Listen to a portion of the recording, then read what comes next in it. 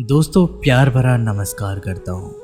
मेरे प्यारे दोस्तों, आप सभी का दिल से स्वागत करता हूँ हमारे YouTube चैनल पुराना ज्ञान में। आप इन प्रश्नों का जवाब दे सकते हैं मुझे। शिवलिंग को क्या क्या दान करना चाहिए? सबसे बड़ा दान, जिसे सबसे श्रेष्ठ दान भी कहा जाता है, वह कौन सा है? हम दान क्यों करते हैं? दान कितने प्रकार के होते हैं? क्या दान नहीं करना चाहिए? अगर ये सारे प्रश्न के जवाब आपके पास नहीं हैं, तो फिर इस वीडियो को अंत तक देखना। सारे प्रश्नों के जवाब मिलेंगे और सही जानकारी के साथ। दोस्तों, हमारे घर के बड़े बुजुर्ग कुछ ना कुछ सिखाते रहते हैं, जिससे जीवन की समस्याएं कम हो सके। दोस्तों, शास्त्रों में ऐसी बातें बताई गई हैं जिनको आप पूरा करते हो या उनकी बातों पर चलते हो तो आपकी समस्याएं दूर हो जाएगी। आज हम आपको दुर्भाग्य को दूर करने वाली जानकारी देंगे। दोस्तों, शिव महापुराण में कुछ ऐसी बातें वर्णित हैं जिन्हें आप करते हैं तो उस इंसान की सारी तकलीफ़ें दूर हो जाएंगी। कभी कभी मनुष्य को इतनी समस्याएं चारों तरफ से घेर लेती है कि वह अंदर ही अंदर घुटता रहता है। दोस्तों, महादेव की पूजा पाठ करने से सभी दुख और तकलीफ दूर हो जाते हैं। ये कोई ऐसी वैसी बात नहीं है जो हवा में कह दे और हो जाए। महादेव यानी शिवलिंग एक ऐसी चीज़ है जिसके पास हम बैठकर अपनी परेशानी बताएंगे। अगर दोस्तों आपसे कोई पाप हो गया हो तो फिर आप लोग शिवलिंग के पास बैठकर सोमवार से ही पूजा अर्चना करते हैं तो आप लोगों के निश्चित ही दुख तकलीफ दूर हो जाएंगे। आप महान शास्त्र शिव पुराण में वर्णित कुछ ऐसी वस्तुएं वर्णित है जिन्हें दान करने से आप प्रत्यक्ष और अप्रत्यक्ष परेशानियों से जूझ रहे हैं, वह परेशानी दूर हो जाएगी। अब दोस्तों, आप सोचेंगे कि शिव महापुराण में ऐसा क्या है, तो हम बताना चाहते हैं दोस्तों, आप सभी लोगों को शिव महापुराण शास्त्र में शिव जी के बारे में बहुत ही विस्तृत जानकारी दी गई है। शिव महापुराण में ऐसी 6 वस्तुएं बताई गई हैं जिन्हें दान करने से आपके सभी कष्ट, दुख, दर्द गायब हो जाएंगे। जैसे सबसे बड़ा उदाहरण कर्म को ही ले लीजिए। राजा बलि और राजा हरिश्चंद्र को कौन नहीं जानता। उन्हें सबसे बड़ी दानी की संज्ञा में रखा जाता है। दोस्तों, इनके अलावा महर्षि दधीची को भी महादानियों में रखा जाता है। महर्षि दधीची ने तो स्वयं को बिना परवाह किए एक कबूतर की जान बचाकर अपनी हड्डी का दान कर दिया था।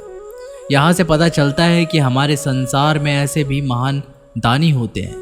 परंतु दोस्तों, दान का मतलब ये नहीं होता कि सामर्थ्य शक्ति से भी ज़्यादा दान करना चाहिए। आपको अपनी सामर्थ्य शक्ति क्षमता को देखते हुए वस्तुओं को दान करना चाहिए। यहीं पर ही आप सभी प्रिय दर्शकों को हम बता दें कि जितना आप दान करते हैं तो उतना कई गुना ईश्वर भगवान हमको देता है।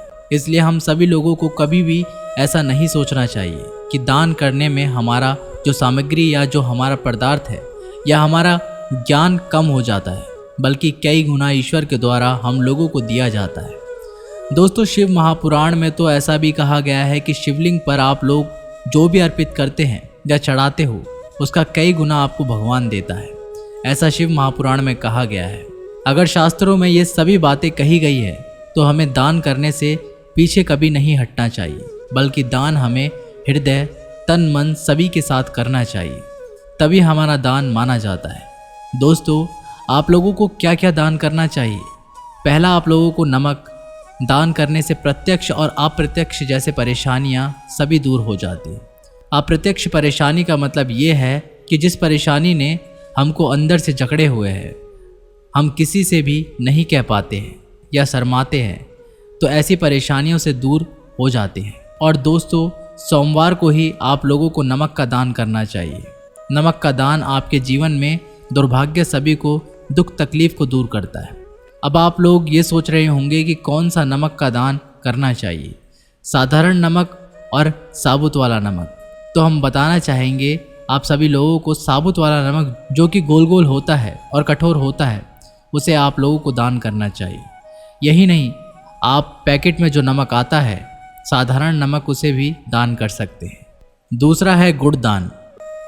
गुड़ दान करने से हमारे रिश्तेदारी में पवित्रता और संबंध अच्छे होते हैं। आप लोगों को पता होगा, पति पत्नी का जो झगड़ा होता है वो तलाक तक आ जाता है। ऐसी समस्याएं भी दूर करने के लिए शिव जी के पास जाना चाहिए और पूजा आराधना करनी चाहिए। आप लोग किसी मुनि के पास भी जाओगे तो वो भी यही कहेंगे, आपको शिव के शरण में जाना चाहिए। और दोस्तों इस बात का आप ध्यान रखें कि सोमवार को आपको गुड़ का दान करना है शिव जी को, और आप लोगों को इसके साथ ये भी करना चाहिए, गुड़ और रोटी गाय को खिलाना चाहिए।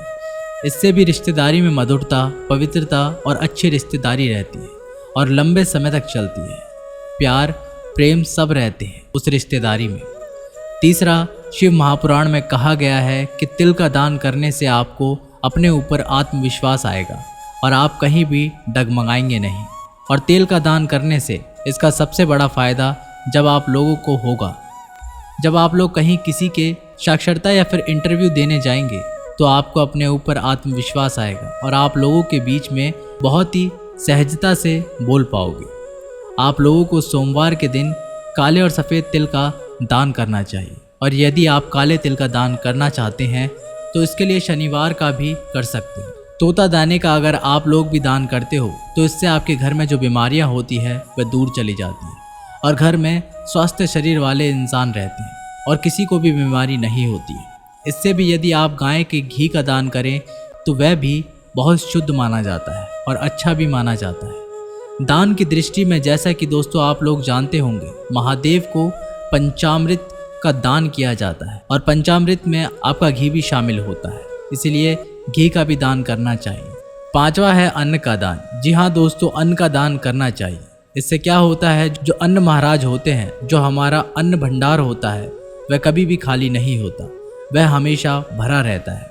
जैसे कि दोस्तों हम सब लोग जानते हैं, माँ अन्नपूर्णा शिव जी की अर्धांगिनी है। अगर आप लोग ये सब दान नियमित रूप से करते हैं तो दोस्तों एक प्रकार से ये सभी जो भी दान करने के लिए आप लोगों को से कहा गया है, ये उपाय हैं जिससे नियमित रूप से करना चाहिए। ये कोई जादू नहीं है जिसका तुरंत असर पड़ेगा, परंतु जादू की तरह काम हो जाएगा। इसलिए आप लोगों को ये उपाय करना चाहिए। इससे आप लोगों की परेशानियां, दुख, दरिद्रता खत्म हो जाएगी।